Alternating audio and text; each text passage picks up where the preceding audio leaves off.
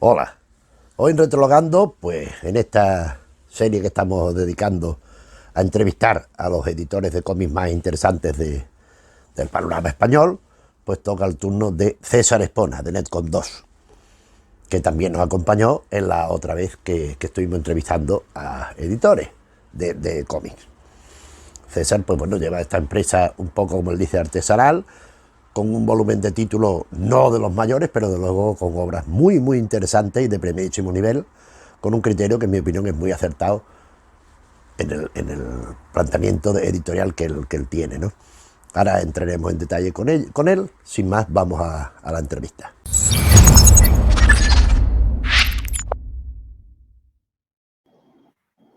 Hola, pues ya estamos aquí con César Espona, nuestro amigo de Netcom 2. Hola César, ¿cómo estás? Hola, ¿qué tal? Buenos días. Buenos días, muy bien aquí. Pues bueno, pues vamos a tener una charleta sobre cómics, sobre cómo entendéis vosotros ciertos elementos. Ya hicimos otra entrevista en otra ocasión, pero vamos a conversar sobre distintos temas que me he hecho aquí un pequeño guioncito, que naturalmente podemos saltarnos a la torera, pues si lo consideramos oportuno. Yo en principio, como va a ser una ronda de entrevistas un poco más amplia que la anterior, otra vez fueron 4, esta vez vaya a ser más y hay algunos nuevos. Entonces, y también los que van a verla pues pueden ser distintos. Pues he pensado que podemos empezar pues un poco explicándonos qué es el objetivo que tú presentas como editor de Netcom 2, cuando montas Netcom 2, cuando dices, bueno, voy a seguir esta línea editorial. ¿Qué línea editorial definirías tú a Netcom 2 y cuál es el objetivo como tal empresa para empezar a funcionar? Sí, a ver, como Netcom 2, que creo que te lo expliqué una vez. Como Netcom 2, esto comenzó pues, en 2010 como editorial, ¿vale? El nombre de Netcom 2 ya te sonará que no es muy editorial ni muy comiquero tampoco. Era y es el nombre de la empresa, digamos, que tenía yo en aquel momento y que sigo teniendo, que era de programas informáticos y cosas de Internet, ¿no? Nada que ver Lo con recuerdo, editorial. lo recuerdo. Sí, la iniciativa vino a partir de que yo era muy aficionado a las colecciones de Jacques Martin, de Alex y Lefranc y todo esto, y intenté contactar pues, con gente que tenía la misma afición, porque Norma Editorial publicó unos cuantos tomos de Alex durante un tiempo, después lo dejó de publicar y lo echábamos en falta, ¿no? Entonces nos juntamos varios gente que conocimos pues por amigos por internet y decidimos, bueno, esto habría que publicarlo, darle voz o algo, porque nos gustaría verla publicada. Al final me lié la manta a la cabeza y dentro de lo que era la empresa que tenía de informática, pues monté la editorial, con la colaboración de todos estos amigos que a día de hoy continúan siendo colaboradores, amigos. Muchos traducen algunos de los cómics, que lo hacen de maravilla. Y esa fue la iniciativa, pero mi idea principal no era ni siquiera continuar con la editorial más allá de publicar Alex o tal vez Lefranc, las colecciones. Lo que pasa es que funcionó muy bien y la gente pues nos pedía que continuáramos publicando cosas de esta línea, lógicamente, ¿no? Entonces continuamos con el resto de las colecciones de Jacques Martin. A partir de ahí, en varios viajes a Bruselas, conocí a la familia, a los herederos de este autor y bueno, hicimos varios acuerdos y al final se publicó Jen, Orión y las demás colecciones. Y a partir de ahí, pues como la afición que tenía era la línea clara de la Escuela de Bruselas, continué publicando cosas de este estilo. Publiqué cosas de Gilles Chaillet, de los colaboradores básicamente de Hergé, de Hergé y de Jacques Martin en este caso. Y bueno, lo que había más o menos que a mí siempre me habría gustado ver en castellano, pues es lo que me lancé a publicar con la colaboración de estas personas. Y así fue creciendo la cosa hasta que, bueno, estuvo durante unos años funcionando muy bien. O sea que tú destacas Alex como serie estrella. Yo también, a mí me interesa mucho lo que has publicado también de Bob de Moore. Decías tú colaborador del G, pues después de los fundamentales. Entonces tu colección, digamos, estrella sería Alex, es la que, porque esa es otra cosa que he pensado, pues plantear dentro de la editorial, pues, ¿cuál es la serie, la estrella que tú destacarías? Porque ahí tenéis materiales muy buenos, tenéis Alan McBride, tenéis Miquel Mena, tenéis una serie de materiales ahí estupendo. Pero tú destacas Alex y lo que es Lefranc, Sí, ¿no? porque fue con la serie que empezó todo. De hecho, yo era muy fan de Alex. Había comprado incluso los tomos que había publicado, no sé si eran los años 60, Oikostau, una editorial que después ya no funcionó más, tenía los de Norma, y cada vez que viajaba a Bruselas veía que tenían 20 y pico tomos ya de Alex, y digo, pues esto, ¿por qué no lo podemos tener en España, en castellano, no? De hecho, empecé a aprender francés para poder entender esos tomos de Alex que yo me compraba en francés en Bélgica, porque en aquella época lo de Internet tampoco funcionaba mucho, ¿eh? Y entonces, claro, había que comprarlo, pues las primeros Amazon que había, etcétera, nada. Y bueno, Alex fue la motivación primera y bueno, hoy día sigue siendo la serie que casi más vende de las que estamos publicando ya conjuntamente con Trilita y con todo lo demás. Bueno, entonces cuando tú te planteas pues seguir una línea editorial, esto es una pregunta que puede sonar tópica o estúpida, pero yo creo que tiene mucho sentido. ¿Por qué te decantas más? ¿Por una línea de tradición en el cómic o más bien de lo que se considera vanguardia? No digamos underground, sino pues esos cómics que hay pues que son de una temática muy concreta, por lo general futurista, distópica, una línea de dibujo muy que ves que es muy parecida entre unos autores y otros. ¿Tú qué te decantarías? O sea, la pregunta sería, ¿tradición o vanguardia? No, tradición totalmente. O sea, aparte del estilo de dibujo en línea clara, el contenido de los cómics que hemos venido publicando, la mayor parte de las series son de contenido histórico, ¿vale? Cómic histórico, no importa si fuera Edad Media, romanos, bueno, o cualquier otra, Renacimiento, Siglo cualquier otra XIX. época. Sí, el cómic histórico fue la primera base, prácticamente todo lo que se ha publicado tiene que ver con cómic histórico. Ya una vez que ya nos juntamos con Trilita, que hicimos Coeditum y como una marca intermedia, y ahora pues prácticamente todo lo que publica es Trilita, excepto alguna cosa que se publica como Netcom 2, hasta juntarnos era prácticamente todo cómic histórico más alguna cosa derivada. Después ya se ha incorporado pues más cómic humorístico, del estilo de Achilles Talón, Ethno Wood, etcétera, y también pues alguna otra cosa de bélico, que bueno, bélico no deja de ser histórico, pero bueno, si lo enmarcamos en otro ámbito, en bélico, pues con lo que estamos publicando como Airborne 44, La sombra del cóndor y otras cosas así. No, es que eso es muy interesante también a la hora de elegir, de saber a qué te puedes más o menos enfrentar con las editoriales cuando vas a elegir un cómic u otro, ¿no? Entonces aquí he hecho una pregunta, o sea, me va a decir a todos, pero bueno, para esta gente también, sobre todo que dibuja cómics, en el canal hay varios que nos han dicho, yo dibujo cómics, yo hago cómics, tal. Tú como editor, a la hora de elegir una obra, bueno, pues esto lo voy a publicar o esto lo desecho, ¿qué te fijas más? En el dibujo, en el trazo del dibujo, en el guión, en el tipo de historia. O sea, ya sabemos que todo, que es una cosa global, pero quizás qué es lo que destacaría de entre todos esos distintos aspectos que pueden formar lo que es una historieta. Claro, depende un poco. Nosotros prácticamente no publicamos nada que no esté ya publicado previamente en Francia o en Bélgica. Por eso se compran los derechos, se traduce al español y se publica aquí. Pero alguna vez que hemos publicado cosas pues, que han sido de producción propia, como por ejemplo Las aventuras de Miquel Mena o La sombra del cóndor, etcétera, eran proyectos que venían, que nos encajaban bien, pues por el estilo de dibujo, por el tipo de línea clara, más o menos, por el contenido, ¿vale? Que siempre reflejaba alguna época. Eh, y eso eran cosas que nos encajaban en ese momento editorial, es decir, nos apetecía, por ejemplo, en el caso de La sombra del cóndor, veníamos comentando con Albert Mestres, que también es el editor, que necesitaríamos un cómic de producción propia que fuese bélico en aquel momento, y apareció casualmente Gerardo Balsa a proponernos La sombra del cóndor. No, mentira, nos vino a proponer primero U-47, que es la serie de submarinos, ¿vale? Y posteriormente él nos dijo, una vez que ya la estábamos publicando, nos dijo que él tenía en mente La sombra del cóndor, que era ya de producción propia, que se ha hecho aquí en España pagando la producción. Bueno, en ese momento editorial nos venía bien publicar cosas bélicas y casualmente nos decantamos por pillar este proyecto que tenía Gerardo. En el momento de que se publicó Miquel Mena, fue lo mismo, en un salón del cómic de Madrid, estábamos buscando algo para dibujar de producción propia, para publicar nosotros, que fuese de época, que tuviera parámetros de línea clara, que nos recordara un poco a Tintín, etcétera. Y casualmente nos vino José Luis Pobo con este proyecto. Lo que sí que es muy importante, yo entiendo que no solo para nosotros, que no es que publiquemos gran cosa de producción propia, pero sino para cualquier editorial, que haya una serie de parámetros que muchos dibujantes o muchos creadores de cómic no tienen en cuenta. El editor recibe un montón de propuestas que le pueden encajar en ese momento editorial o no, con el tipo de cómic que necesita publicar, pues porque a lo mejor, imagínate, nosotros no tenemos ningún western, y justamente estamos buscando un western, por ejemplo, no es el caso. Sí, sí.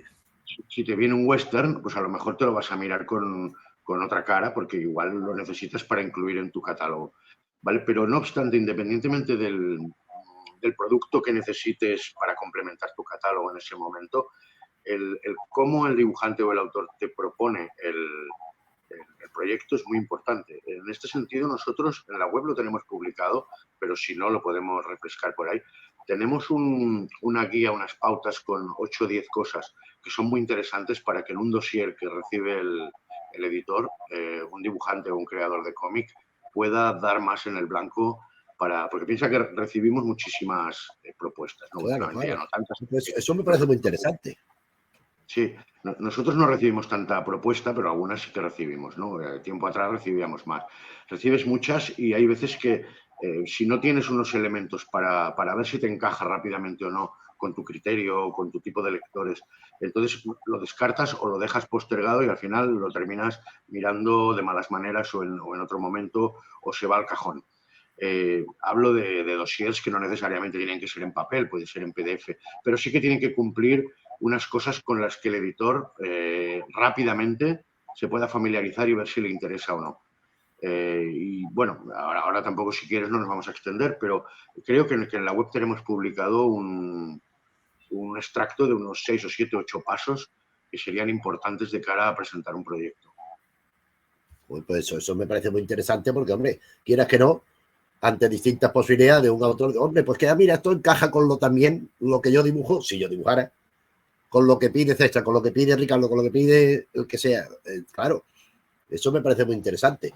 Hombre, es que la elección de materiales también me parece esencial, no solo ya de producción propia, sino, por ejemplo, a la hora tú de decantarte por una serie, por ejemplo, vamos a suponer, por It's No Good, que has mencionado, en prejuicio, por ejemplo, te voy a decir que de Isabel, de Will, ¿qué te hace elegir una cosa u otra? No ya de producción propia, sino incluyendo traducciones y todo lo que es el material. En el caso de It's No Good lo decidió Albert Mestres porque él buscaba más esa onda, buscaba ese Perdona, tono. Albert Mestre, que ya lo mencioné antes, que el de Trilita, ¿verdad? Es el propietario de Librería Continuará, pero también es el editor, somos coeditores de todo lo que se está publicando en Trilita, ahora mismo en Netcom 2 también, etcétera. Y él es, claro, él es el principal responsable de todo lo que se está publicando ahora. Y él en su momento, mientras yo escogía los cómics históricos, él se encargaba a él le gustaba más personalmente, de los cómics humorísticos, por eso escogimos El Profesor Trick, de Bob Demore, Aquiles Talón, It's No Good. Entonces, él los criterios de escoger It's No Good, supongo que porque era una serie que estaba incompleta, faltaban cosas por publicar aquí en España y decidió hacerlos integrales, ¿no? En este caso fue pues por agrupar una serie ya conocida. ¿Vale? Pero en otros casos se ha decidido, de hecho, cuando vas al mercado de derechos, en Angoulême o en cualquier otra feria, incluso en el Salón de Barcelona, los editores belgas o franceses vienen con unos dossiers preparados de las novedades que están sacando para ver si te puede interesar publicarlo en español.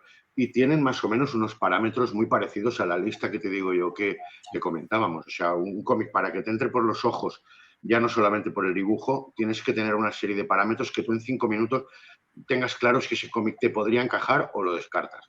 Y una de las cosas, por ejemplo, es un par de planchas a color terminadas, que no tienen por qué ser correlativas, alguna plancha en blanco y negro a cinta, digamos, solamente, para ver un poco el contenido, en el supuesto de que el cómic sea en color, las dos cosas, claro. Alguna a lápiz, esos 3 o 4 planchas deberían estar en cualquier dossier, alguna a lápiz, no necesariamente con los textos, aunque alguna de las páginas acabadas sí que puede contener los textos. Muy importante también, tiene que haber una descripción de medio folio con el contexto histórico, en cómo lo enmarcas, a qué público está dirigido, número de páginas que tendría el proyecto de álbum, pero luego eso puede cambiar, porque ahora imagínate que estás a mitad de desarrollo, como nos pasó con La sombra del cóndor, que es el cómic de Gerardo Balsa. Estaba pensado para 48 páginas, un one shot que se llama, un único tomo, y después vimos que tenía contenido ampliando la trama y dramatizándola mucho más, y ha salido una trilogía, ¿no? O sea, en principio, ¿cuál es tu proyecto? ¿A quién está dirigido? ¿En qué se enmarca? Porque es que se enmarca, pues mira, en la época de las cavernas o en la época de la Guerra de los 100 años o en la que sea, ¿no? ¿A qué público iría dirigido y cuál sería la motivación? Eso en media hoja es muy importante, porque ahí ya estás viendo si te va a encajar o no te va a encajar. Claro. Después esas 4 o 5 planchas, color, blanco y negro, lápiz, es muy importante. Bueno, y otros elementos que ahora tampoco me quiero enrollar mucho. Sí. Para eso está en la página web, como ha indicado, ¿no? Sí, También. que luego si alguien tiene la consulta, te puede enviar un email a ti, tú me lo reenvías o que me lo envíen a mí directamente y yo se lo envío con mucho gusto. Muy bien. Bien, después, aquí estamos hablando de una cosa donde se combina, al menos en teoría, lo que es el arte, lo que es la tecnología y lo que es la industria. Porque el arte es la creación, la tecnología es la aplicación de ese arte, porque claro, es que ya, si por ejemplo pienso en la escuela burguera que hacían los dibujos y dicen, por ejemplo, RAF, que los coloreaba con rotulador, eso ahora mismo te lo mandan a ti y ya lo estás devolviendo de vuelta, me imagino, ¿no? Eso lleva unos recursos técnicos y todo esto combinado con lo que es la industria, es decir, con generar un material que es para consumo, para venta, para que la gente lo compre. ¿Cómo se combina esto según tu intención y tus teorías para que salga un producto que todos los elementos que participan estén bien amalgamados y sea un producto pues resultante de todo esto? Bueno, ya sabes que antiguamente las técnicas de dibujo eran pues dibujar la plancha a lápiz, después se ponía sobre una mesa de calco, se pasaba a tinta china, calcando el lápiz. Bueno, algunos lo hacían directamente y luego borraban el lápiz también. Y después pasaban las coloristas, claro, hablamos de producciones ya un poco grandes, pasaban las coloristas y con acuarela o con los pastel o el sistema que tuvieran, pues le daban el color con un transfer y iban poniendo la plancha en negro encima del color, pues para ir dándole y que luego los contornos quedaran en la capa de negro y tapara los defectos. Eso se hacía entonces, claro, ahora eso supongo yo que tendría un coste desproporcionado. Yo cuando veo en los reportajes de la época de Tintín que había a lo mejor una sala enorme ahí en Bruselas, pues que tenían igual a 25 o 30 señoras coloreando cómics de Tintín, y pues ¿cuánto costaba producir un cómic de Tintín? Porque claro, de Tintín o de Blake y Mortimer o de lo que sea. Claro, eso ahora sería inviable. Primero porque las ventas no son las que había en aquel momento, porque aquel momento era el del boom. También el público target, digamos, el público susceptible de comprar este producto ahora es mucho menor. Tampoco existía el tema de la revista. Ahora no existe la revista, que también era donde se publicaba la mayoría de estos cómics primero antes de un álbum. Y estos medios han cambiado mucho. Pero aparte del coste de todas estas manualidades, es que, claro, las tecnologías están aportando una cantidad de cosas. Prácticamente nadie hace el color con acuarela. Todo el mundo lo está haciendo con Photoshop o con procedimientos informáticos. La rapidez es que, claro, no tiene nada que ver. Los errores los puedes corregir al momento, le puedes meter capas de niebla, de nieve, de lo que tú quieras, de noche, de día, te ahorra muchísimo trabajo. El color prácticamente se ha descartado ya hacerlo con procedimientos manuales, aunque todavía hay el 44 que lo estamos publicando. Por ejemplo, Philippe Jardinello lo dibuja enteramente con acuarela sobre la tinta y luego dibuja la acuarela o algo así. Y todavía hay artistas pues, que lo siguen haciendo acuarela o con pastel o con lo que sea. Pero yo creo que el 95% de los cómics que se hacen ahora, el color ya es informático. Muchos, o sea, yo diría que más de la mitad de las producciones, el entintado o lo que es el dibujo, digamos, con la línea definitiva, también es informático, con una tableta gráfica o con un... Pero todo esto abarata el tiempo, las horas de trabajo del artista. Ahí entraríamos en una discusión de si el abaratarlo también va en detrimento un poco de la ganancia que pueda tener el artista. Porque, claro, si tú pagas por horas y resulta que puedes abaratarlo más, pues a lo mejor al final te pagan menos por el cómic. Todo esto sería una discusión porque, claro, también las ventas son menores actualmente. lo que está claro de que la tecnología hay que utilizarla y se está utilizando. Lo que pasa es que el no perder la esencia también es muy importante. La mayoría de los dibujantes que publican Alex, Lefranc, las series que nosotros hacemos, hablaba de Airborne 44 y de las demás, la mayoría siguen dibujando con plancha, con una lámina de papel. Sistema tradicional, dijéramos. Sí, sí, sí, tradicional. Incluso hay algunas fábricas en Francia que todavía hacen pequeñas series de ese tipo de papel, porque eso ya en una tienda de material gráfico normal ya ni lo encuentras. Esos tipos de papel que debe ser, pues a lo mejor un DIN A2 o no lo sé qué tamaño es. Sí. ¿Vale? Hay algunas fábricas en Francia especializadas que hacen pequeñas series para estos tipos de dibujante de cómic. Eso se sigue utilizando bastante todavía, ¿eh? Y en cómic histórico especialmente, porque claro, te permite, aparte de recrearte, supongo, yo caso tendría que decirlo un dibujante, te permite dibujar las viñetas así de grandes, pero con la precisión de la mano, no de la tableta, que entiendo yo que es diferente. Sí, sí. Bueno, una pregunta también que ha surgido a través de, a merced de las otras entrevistas, pues ha habido alguna persona que nos sigue, que nos ha preguntado en relación a por qué se edita así y no de otra manera. Es decir, formato, por qué tapa dura, tapa blanda, por qué hay cómics, porque hay algunos que están hechos en blanco y negro, otros que están en color, pero hay cómics que se han publicado versiones en color y de forma paralela en blanco y negro. ¿Por qué se edita así cada cosa y no de otra manera? Vicente. Sí, bueno, César, primero para que el mismo cómic, la misma aventura, tú la puedas publicar en varios formatos, tiene que tener suficientes ventas. O sea, si tú estás imprimiendo a lo mejor únicamente 500 unidades de un cómic porque no se va a vender más, difícilmente luego vas a poder sacar estas 500 unidades, después otra tanda en blanco y negro, después otra un integral, después un formato grande. No, eso no puede funcionar. Primero, para estaba funcionar pensando, perdona un momento, estaba pensando en uno que seguramente tú lo conoces. Esto lo publicó Glenat, primero Norma, pero después Glenat, el Peter Pan de Loisel, un cómic que se publicó en color, en 5 tomos, y de pronto Planeta lo ha publicado en un integral en blanco y negro.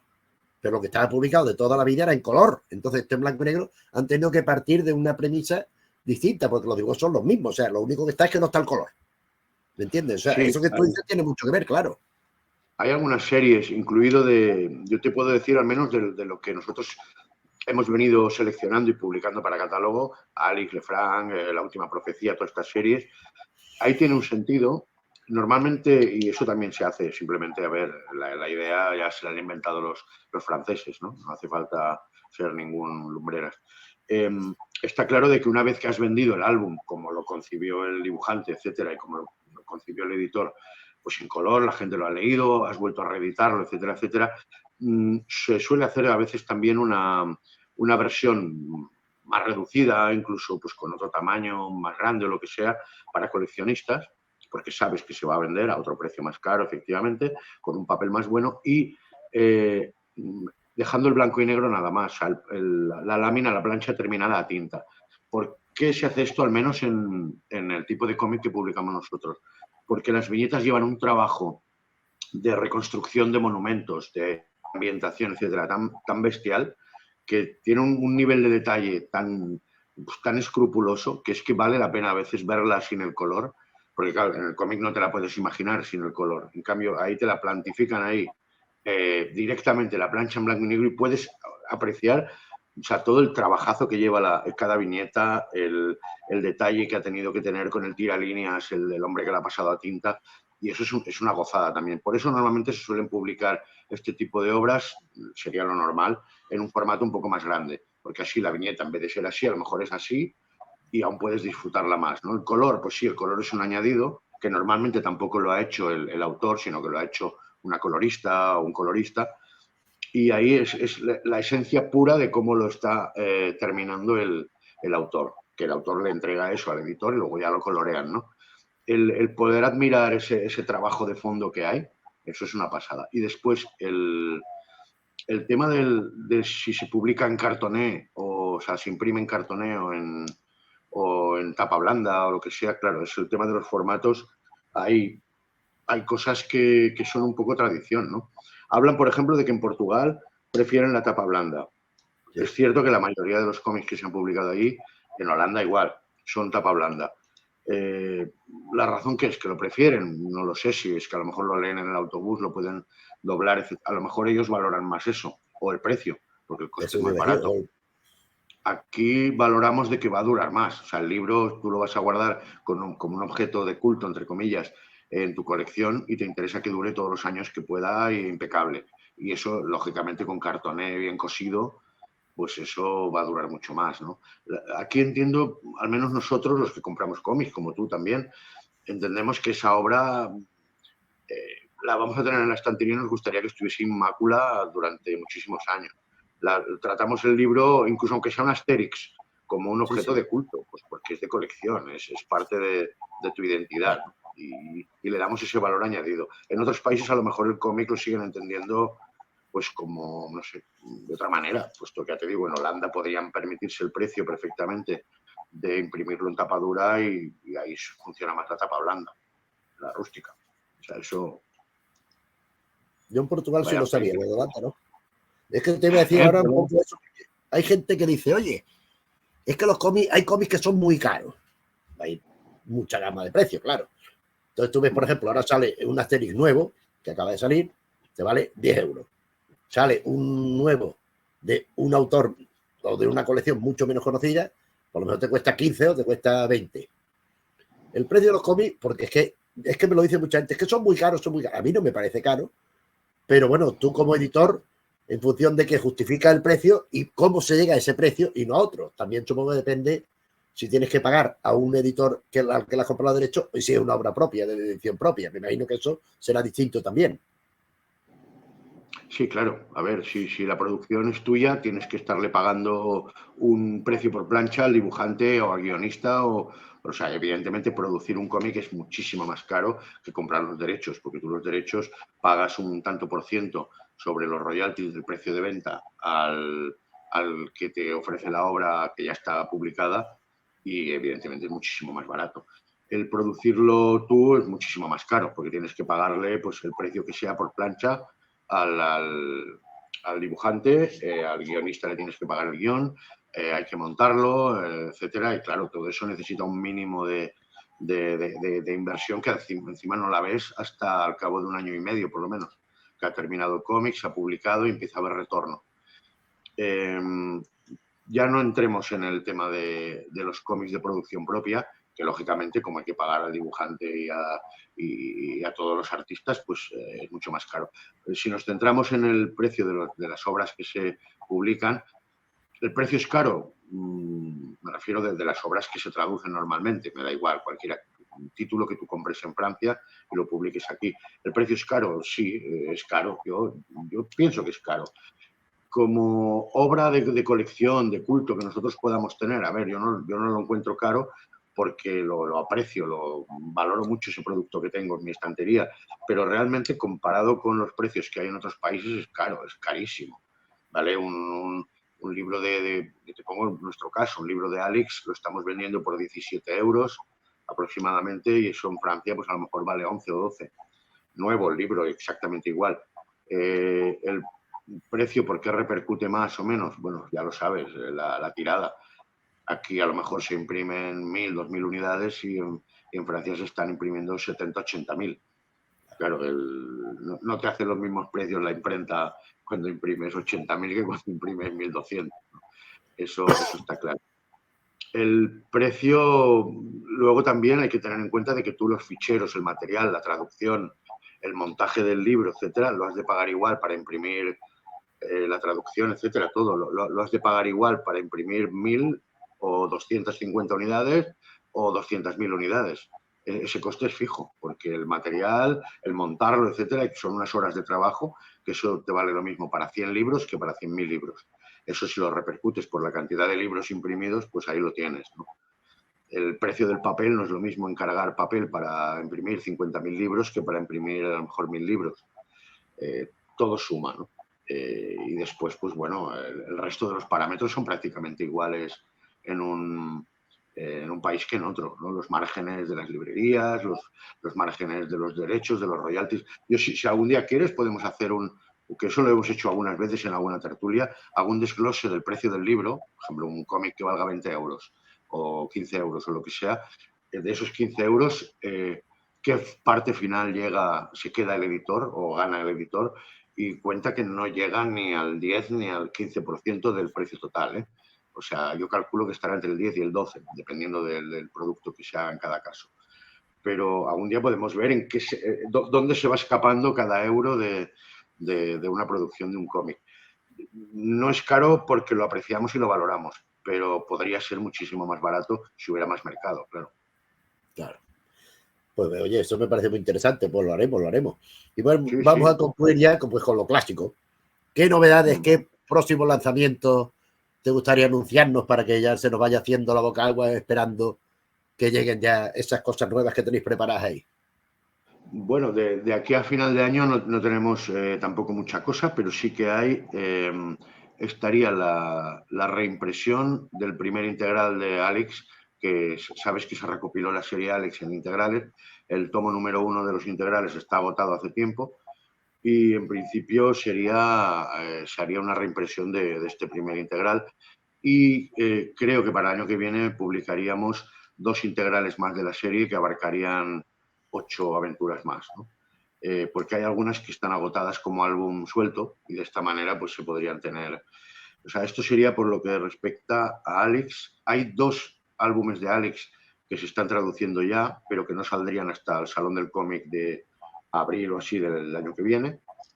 Lo mismo con un Lefranc. Ahora, antes de acabar el año, esperamos publicar 2 tomos seguidos de la serie Alex Senator. ¿La conoces, Alex Senator? No, no ¿No? la conozco. Es una especie de serie derivada de la serie Alex clásica de línea clara. Ya llevamos 11 o 12 tomos de una serie que representa que Alex es mayor, ya es senador, y tiene otro tipo de aventuras, intrigas con el emperador, mezcla un poco del esoterismo que también se vivía en la época de Roma, etcétera, y el dibujo es espectacular, es más moderno, es una serie que lanzó Casterman para tener su propio producto de romanos moderno para competir con las Águilas de Roma, con Morena, que eran de los editores de la competencia, y lo sacó hace 8 o 10 años. Actualmente creo que hay 12 tomos ya que hemos publicado y ahora publicaremos 2 más de golpe. Es espectacular el dibujo, los guiones son de una historiadora que bueno, es una crack. Ya, si no te has leído alguno, ya te pasaré alguna aventura porque son una pasada. Imagínate que es Alex, pero puesto al día con el acabado gráfico y con los guiones y con la intención de ahora, ¿no? O sea, por ejemplo, en la serie más juvenil, que es la que conocemos todos, pues a lo mejor no había mucha sangre ni había demasiado incidencia en los asesinatos o en los desnudos o lo que sea. Y ahora en la serie más moderna, si es crudo, se tiene que ver crudo, ¿no? Pero con una clase terrible. El Alex Senator tendríamos estos 2, después está ya a punto de mandarse a imprenta el tercer tomo que concluye la trilogía de La Sombra del Cóndor, que termina de una forma que nadie se espera. Yo no sé si has leído los 2 primeros. No, pero está enmarcado en la época de la Guerra Civil Española. Hay un piloto que funciona a favor de la aviación Cóndor y otro que es el émulo, el contrario, que trabajaría para la República. Son 2 aviadores, se encuentran en los cielos haciendo batallas varias, pero luego aparte hay triángulo amoroso, hay un montón de historias enmarcadas dentro de lo que serán las batallas de la Guerra Civil. Y el tercer tomo está a punto de mandarse a imprenta. Y que cierra la trilogía, dice, ¿verdad? Sí, es una Dice que es una trilogía. trilogía. En principio era un solo tomo, pero al final se decidió hacer una trilogía porque el argumento le dimos una vuelta y daba juego para tener pues más intrigas, más giros inesperados y más batallas y más aviones. Es un especialista dibujando aviones este tío. Entonces, bueno, también dibuja bien los personajes, solo faltaría, ¿no? Pero las batallas aéreas, los barcos, todo esto lo borda. Y hay mucho aficionado al cómic bélico, ¿eh? No creas. Sí, mucho y tanto. Y es chulo. Entonces, luego aparte, ¿qué más tendríamos? Bueno, tenemos pendientes ahora, antes de acabar el año, a ver si publicamos los 3 tomos siguientes de Vasco, que ya casi terminamos la colección. que está ahora terminándose las reservas y espero que de aquí a un mes o así lo mandaremos a imprimir. ¿Qué más tenemos? Miquel No es Mena poco, está también, está bastantes cosas, ¿eh? finalizando la producción del tercer tomo. Para los que hayan reservado, habrá una sorpresa pronto. Habrá un dossier con un spin-off muy interesante, que el dossier está, pues, lógicamente, para los que lo hayan reservado, aunque también se podrá comprar aparte. Y algunas sorpresas, claro, como es una producción propia que se está haciendo semana a semana, el dibujante, pues claro, tiene el tiempo limitado que tiene, se ha retrasado un par de meses, pero bueno, esperamos que a lo mejor enero o febrero ya podrá salir. Ahora mismo no recuerdo. Creo que hay alguna reedición más o reimpresión de algún otro tomo. Ahora mismo no me acuerdo. Creo que desde ahora hasta febrero, marzo es lo que tenemos. Sí, pero dice, poca cosa. Para mí me parece que es bastante material y además muy interesante. O sea, me parece bastante. Estamos pendientes, perdóname que te interrumpa, Adelardo. Tú tienes los 3 tomos que han salido de Alan McBride. El primero era un ciclo de 4 aventuras. Después 2 y después 1. El segundo era un ciclo de 2 aventuras y el tercero es una aventura. Pues hay una última aventura que está ya dibujada. Estamos negociando bueno, ahora te explico, porque el editor y guionista de esta serie falleció en un accidente hace unos meses y había dejado ya el guión terminado de la 4ª entrega de Alan McBride, y estuvimos hablando hace poco con el dibujante, que sí, lo ha terminado, lo va a enviar a imprenta, y lo que pasa es que, claro, ahora la gestión de los derechos ya no puede ser él porque ha fallecido, y ahora lo está llevando la hija de Frank Legal, que es un dibujante, y estamos en contacto con ella para ver si podemos publicar esta 4ª aventura, con lo cual esta la incluiremos en el momento en que la tengamos. Igual podría ser dentro de un mes, que podría ser dentro de 6. En cuanto nos den luz verde, la traducimos y la publicamos, porque nos gustaría cerrar la serie de Alan McBride con este último tomo. Qué bien. Oye, César, estupendo. Siempre interesa muchísimo lo que nos cuentas. Además, eres muy honesto en las cosas como las explicas y las cosas que explicas. Es siempre un placer pues contar contigo y con Mecon2, con vuestra editorial y con Coeritum y todo esto. Pues muchas gracias por atendernos y que haya muchas ventas, que vaya muy bien, mucha prosperidad y que pronto nos veamos otra vez. Es un placer hablar con vosotros. Muchas gracias. Muchas gracias a ti, César. Un abrazo. Muchas gracias, César. Siempre un placer. Siempre nos cuentas cosas interesantes, siempre nos aportas tu visión, que es muy distinta a la de otros. Por otra parte, ninguno suele coincidir en nada, pero está bien, porque así pues nos enriquecemos más y nos distraemos. Por demás, pues nada, pues la semana que viene entrevistaremos a Ramiro Matas de D-Books, aunque también hay quien le llama D-Bookies, ahí como se quiera, pues una franquicia muy conocida sobre todo por los materiales de Spirou y demás. Pero bueno, eso ya será la semana que viene. Entre tanto, habrá los vídeos de la semana, que podéis seguir viendo como siempre, como espero que hagáis. Y nada, pues nos vemos entonces. Un saludo.